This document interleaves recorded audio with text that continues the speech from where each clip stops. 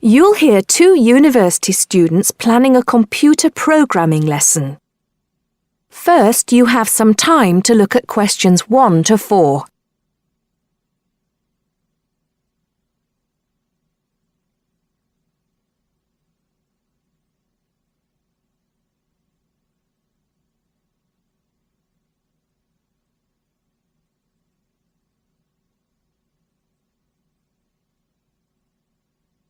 Now listen carefully and answer questions 1 to 4.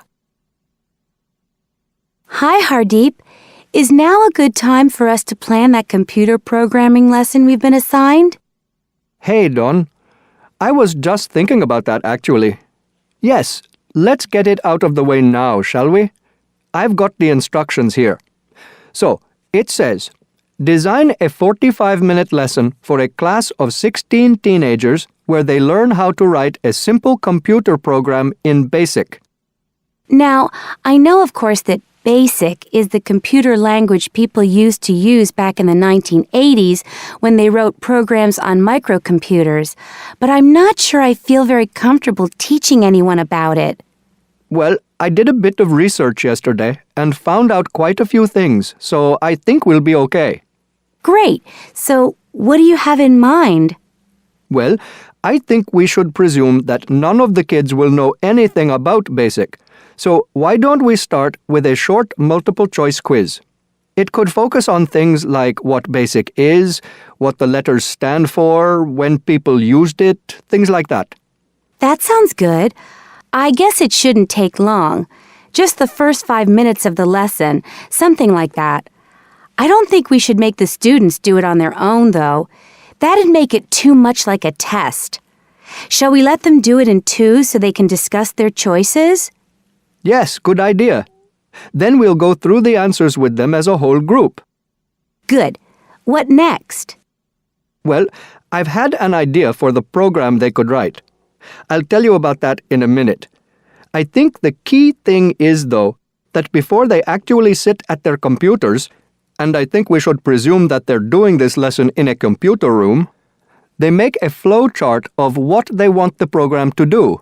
That's usually the best way to start writing a program. This flow chart will show all the different stages of the computer program, right? Exactly. It's probably best if the teacher stands at the board and everyone works on that together. Yes, otherwise they'll all come up with different flow charts and it'll get confusing. Precisely.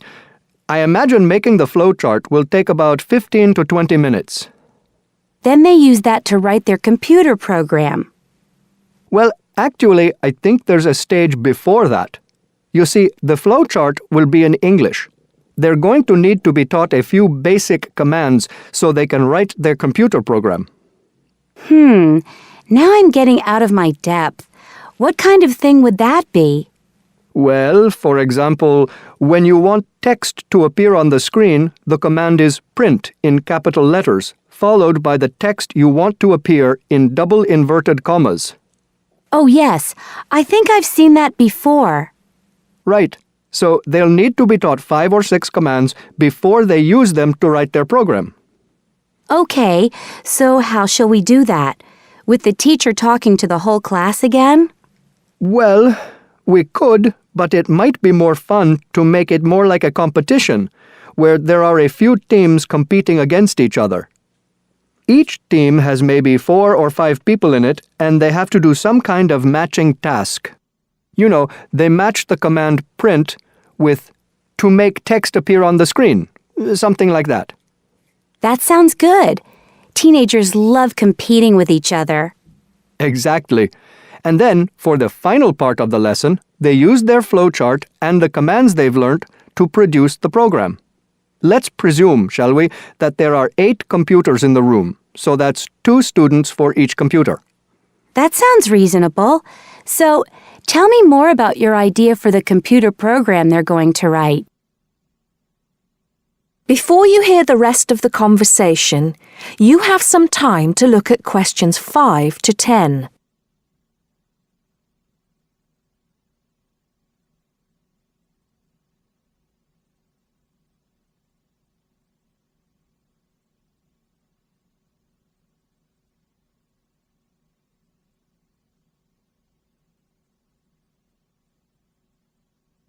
Now listen and answer questions 5 to 10. Okay, so it's a very simple program.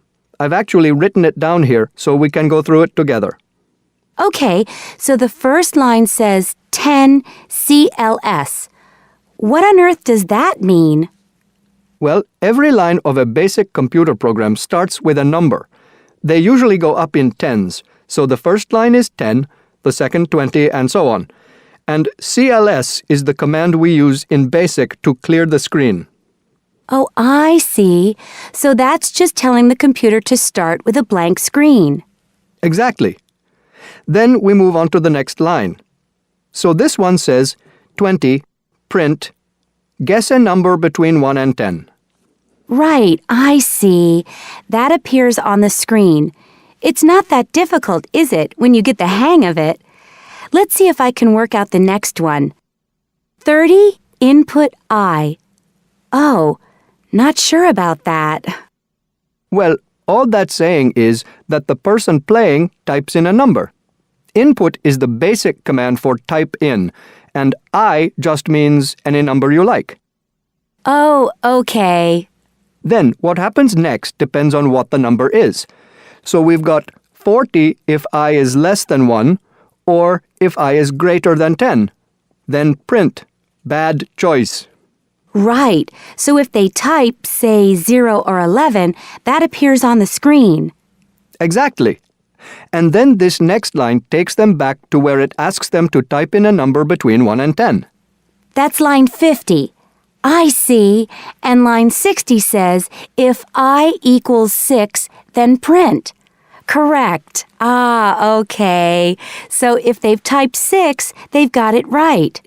And if they haven't typed 6, which is the next line, then try again comes up on the screen, and that takes them back to where they choose another number. It's clever. Well done.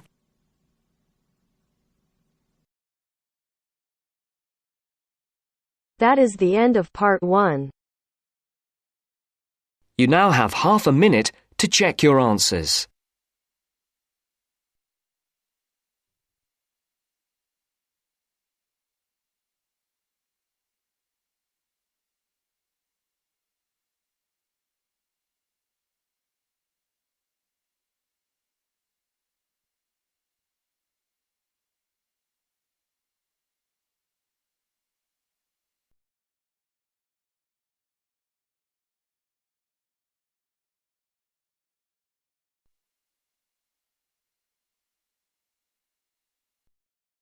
Now turns to part 2. Part 2.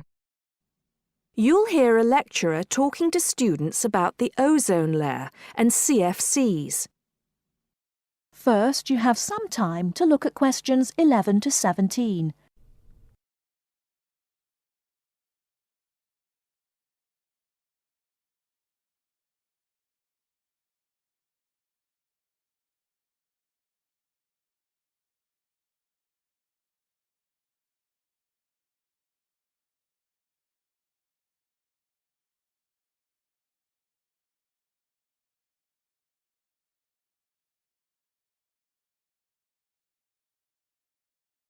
Now, listen carefully and answer questions 11 to 17.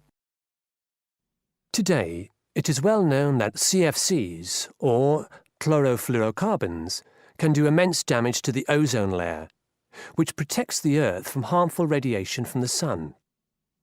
However, it was as recently as the mid-1970s when the connection between CFCs and ozone layer destruction was first established. The story starts back in 1957, when James Lovelock invented the electron capture detector. This is a machine that can detect very small amounts of a chemical compound in the atmosphere. Indeed, using the machine, it was Lovelock who was the first person to detect the widespread presence of CFCs in the Earth's atmosphere. In 1973, Lovelock, on a research trip which he'd funded himself, measured the amount of CFCs in the atmosphere in the Arctic and in Antarctica, but unfortunately came to the wrong conclusion that CFCs are not harmful to the environment. Following on from this work, though, in 1974, Sherry Rowland and Mario Molina published the very first scientific paper on the connection between CFCs and ozone depletion. This quickly prompted the world's first ban on the use of CFCs, which was enacted in 1975 by the US state of Oregon. Further bans followed. In 1978, the United States and several European countries banned the use of CFCs in spray cans. CFCs were still allowed to be used, though, for refrigeration and in solvents. It was in the mid-1980s that scientists in Antarctica observed a huge depletion in the ozone layer above them, often called the hole in the ozone layer. This led, in 1987, to the signing of the Montreal Protocol, which called for further reductions in the production and use of CFCs, and then, 2 years later, to a European Union agreement to ban the production of all CFCs by the end of the century. Before you hear the rest of the talk, you have some time to look at questions 18 to 20.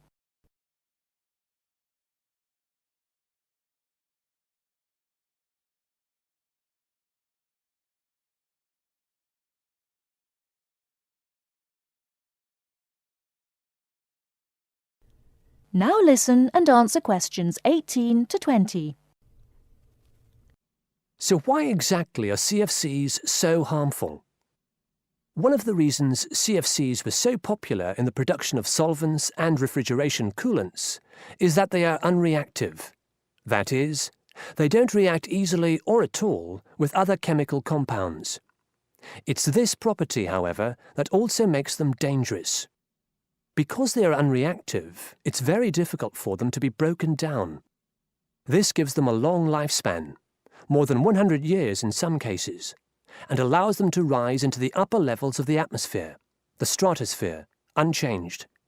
There, ultraviolet radiation from the sun starts to break them down, freeing the chlorine atoms from the CFCs. It's this chlorine that helps destroy the ozone there.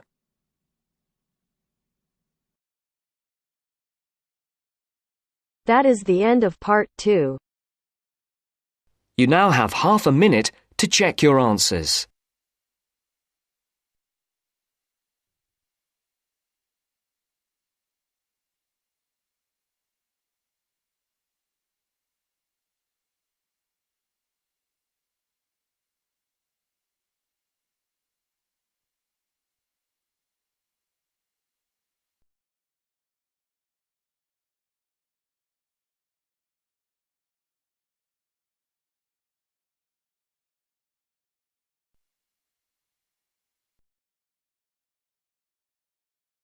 Now turns to part 3. Part 3. You'll hear two students discussing a survey they have to write as an assignment. First, you have some time to look at questions 21 to 26.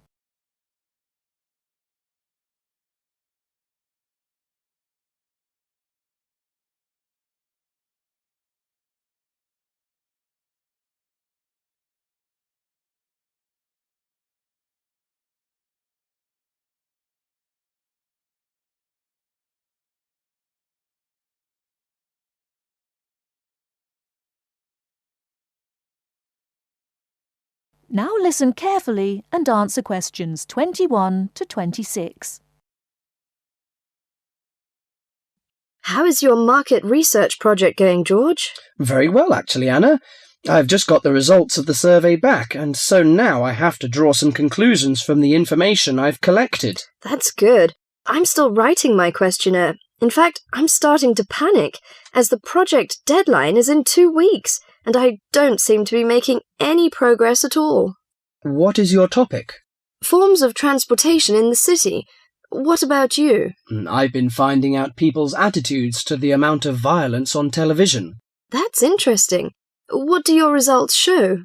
Well, as I said, I haven't finished writing my conclusions yet, but it seems most people think there is a problem. Unfortunately, there is no real agreement on the action that needs to be taken. Nearly everyone surveyed said that there was too much violence on TV, A lot of people complain that American police serials and Chinese kung fu films are particularly violent. The main objection seems to be that although a lot of people get shot, stabbed, decapitated and so on, films never show the consequences of this violence. Although people die and get horribly injured, nobody seems to suffer or live with the injuries. Any children watching might take the heroes of these programs as role models and copy their behaviour. So, what did most people suggest should be done? A lot of people were concerned about how these films affect children.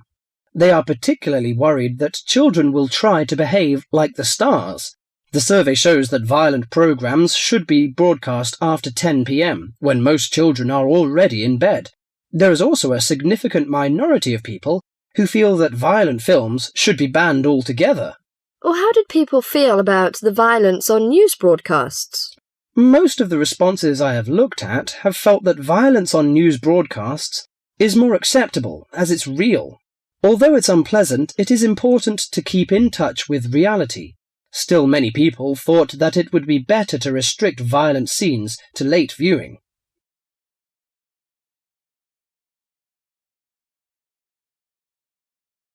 Before you hear the rest of the talk, you have some time to look at questions 27 to 30.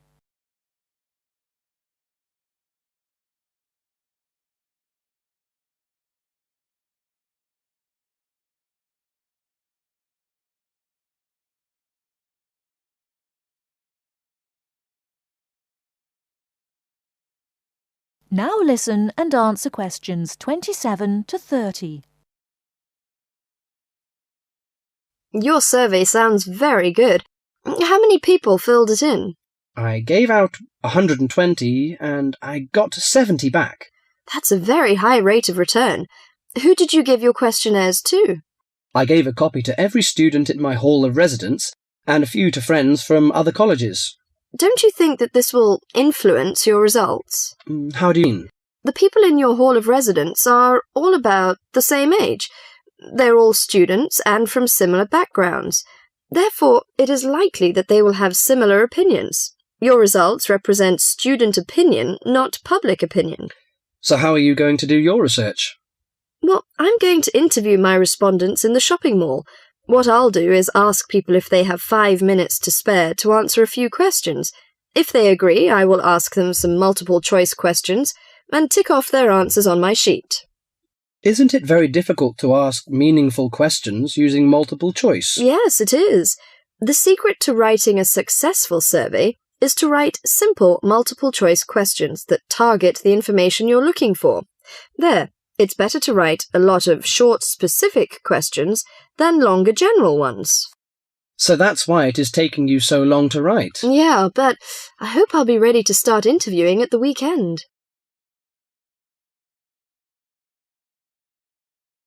That is the end of part 3. You now have half a minute to check your answers.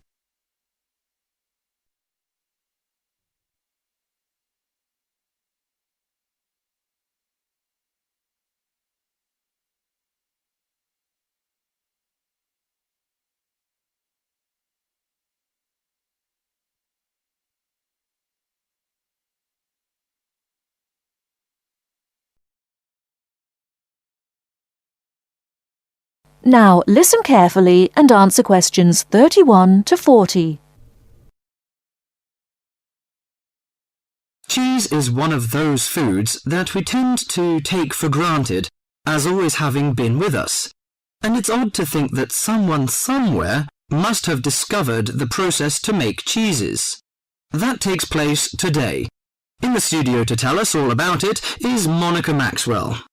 Today, we all know that the process of making cheeses takes place when microorganisms get into milk and bring about changes in its physical and biochemical structure. Well, obviously, we don't know who discovered the process, but it's thought that it came from Southwest Asia about 8,000 years ago.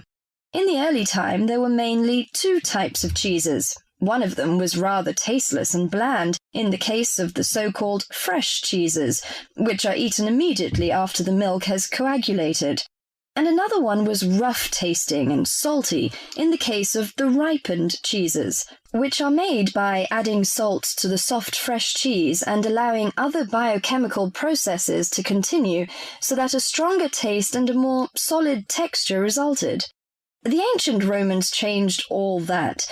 They were great pioneers in the art of cheese making, and the different varieties of cheese they invented and the techniques for producing them spread with them to the countries they invaded.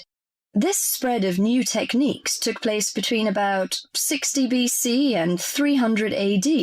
You can still trace their influence in the English word cheese, which comes ultimately from the Latin word Caseus, that's C-A-S-E-U-S.